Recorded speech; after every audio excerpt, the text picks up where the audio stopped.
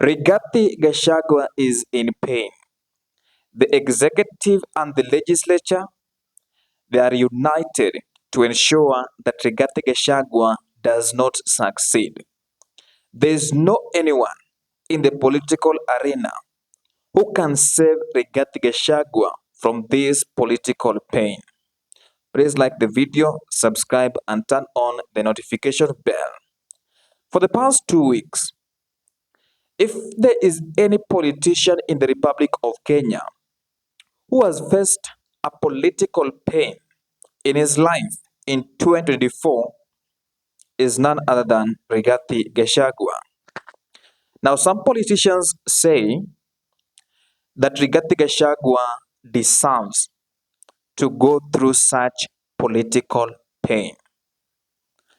Some of those people that were cheering at the time that he was making shareholding remarks in courts, some of them voted to send him up. In fact, they appended their signature. Remember when more than 291 MPs appended their signatures to send Rigathi Gachagua home? Then later, more than 282 MPs voted in favor of a resolution to impeach Rigathi Gachagua. And then later, Senate confirmed that a particular impeachment. Some of those members of parliament and senators were part and parcel of different events that Rigathi Gachagua was making such shareholding remarks in court. But allow me to come back to the bond of contention. How is the executive fighting very hard to ensure that Rigathi Gachagua does not succeed in becoming the deputy president in future or any political leader? Through the AG, you have seen how Gidu Mugai argued in a court of law. And I must say, they were able to win yesterday when they were talking about the issue to do with the DCJ, Philomena Mwilu, empaneling a 3-judge bench to hear this particular case. They were able to win that particular argument. And how is the legislature also fighting very hard to ensure that Rigathi Gachagua goes on? Many members of parliament and senators, I've even seen Hilary Sigay, I've seen Tom Ogenda, I've seen other members of parliament present in court, fighting very hard to ensure that Rigathi Gachagua does not win any case in a court of law. And through the executive, to me personally, I think that the executive and the legislature, with them it is obvious. They are united to ensure that Rigathi Gachagua does not succeed. But allow me to ask you a question. If you are Rigathi Gachagua, what could have you done? Because these people are determined that he will never work with them again. And that is something that many people are saying, that if they can't work together, it is better for Rigathi Gachagua to let go. Because from the look of things, William Ruto seems to be unbothered with anything to do with Rigathi Gachagua. He is fed up. Even during the Mashujaa Day, he decided to use a certain analogy of our leaders that were there, like Mekashili Wamenza, that they were fighting for the interest of Kenyans. In fact, he was trying to discredit the word shares that many politicians have accused the impeached deputy president Rigathi Gachagua of using to divide the country. So the die is cast for Rigathi Gachagua. The executive, the legislature, they are not going to allow Rigathi Gachagua to work with them. And to make matters worse, Rigathi Gachagua has got few numbers in the National Assembly. He has got people like Major Dong, people like Kuya.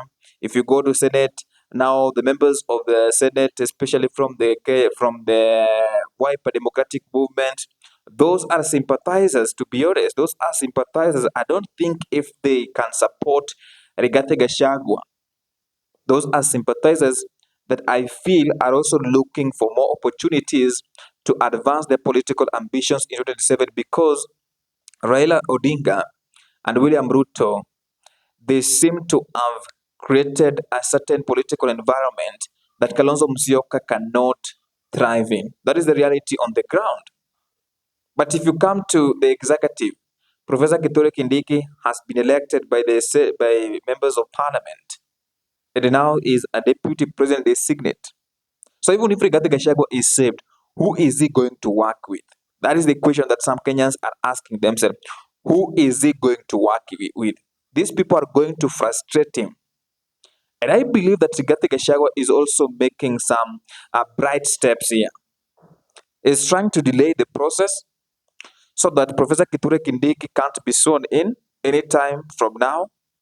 And Kenyans are gloomed um, on their televisions, radios, radio to listen to what is going on in court. They are not working. The economy is not running very well in some parts of the country. I don't want to say that in all parts of the country, but in some parts of the country, there are people who are still concerned with what Rigathi Gachagua is going through.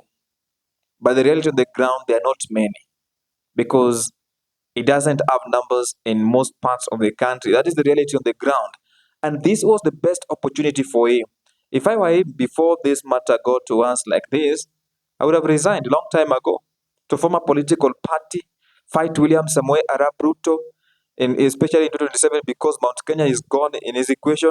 I don't know how he's going to get it, but the two arms of government have united to fight Rigathi Gachagua. How about the judiciary? Remember how the courts have decided to, even today, Justice Eric Ogola issued a tough warning to both Gashagua's lawyers and other lawyers in court. They told them, you will not be allowed to take this court into circles.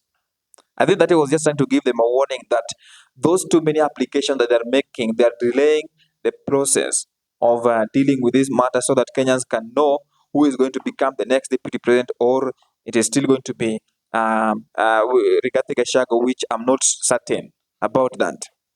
Anyway, guys, that is just my opinion. In case you have any counter opinion, feel free to share in the comment section. Now, I promised at the end of my videos, I will be doing civic education. Remember to demonetize politics as soon as possible. This is one of the loopholes that our members of parliament, politicians are using to get into offices because they will pay you 500 shillings or 200 shillings so as to get to those offices. Then they will steal public funds at the end of the day. Number two, remember to register as a voter before 2027. You must take some leaders home because they're not delivering what they promised. That is just my opinion. Please let me know what you think in the comment section. Bye for now. I will see you in the next video.